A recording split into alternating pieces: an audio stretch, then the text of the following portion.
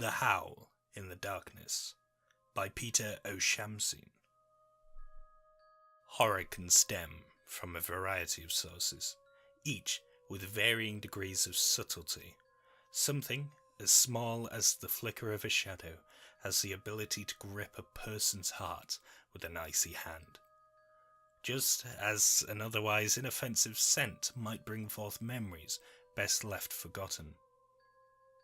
Each sense guards its own gateway to that deep and persuasive fear, but none is more potent nor compelling than our ability to hear, or perhaps more accurately, to listen.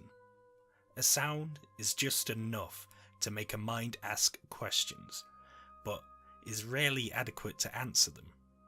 It leaves us reaching for more, even as we feel that growing unease within.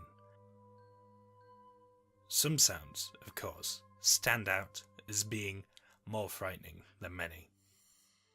There's a local legend in Albuquerque, New Mexico, which involves a mysterious and supposedly deadly sort of otherworldly creature.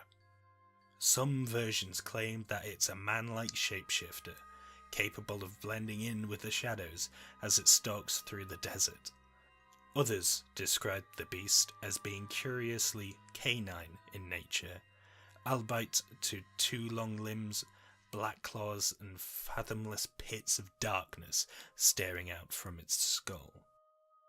One thing that remains the same through every retelling, though, is the high and eerie keening noise it's said to make when it hunts down its prey.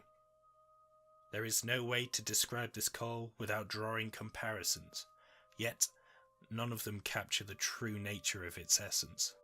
One might liken it to a piercing wind forcing itself through a jagged crack in a canyon, or to a furious, agonized scream of a woman seeing her child expire.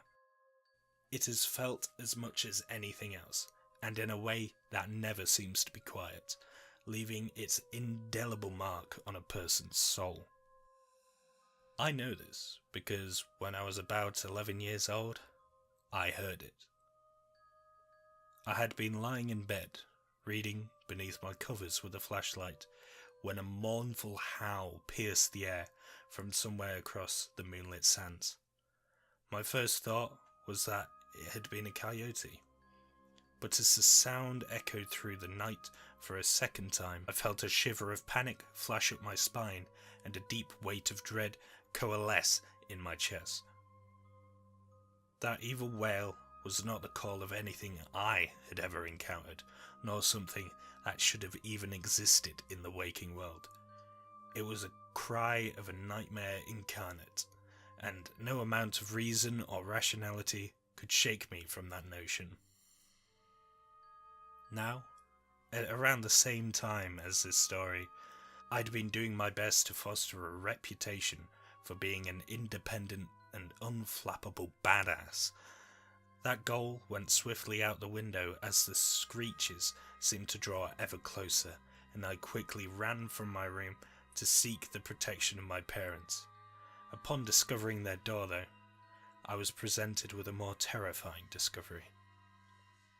The howls were coming from inside the house, along with a lot of heavy breathing and the occasional whisper. I couldn't look my mother in the eye for a week.